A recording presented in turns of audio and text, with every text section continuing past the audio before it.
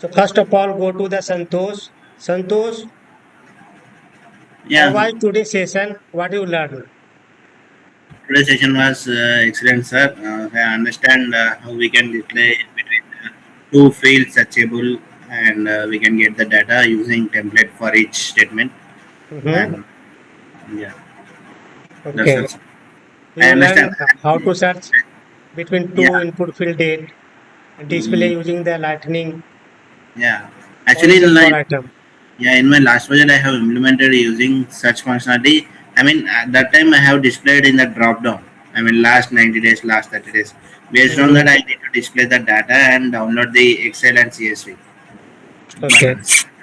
great. Now go to Vivek. Hi Vivek. I said, How was the today's session? What you learn? said it was good. I mean, yeah, you talked about this start date and end date functionality.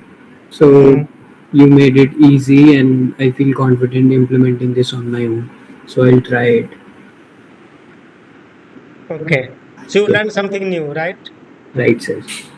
Okay. Thank you. Welcome.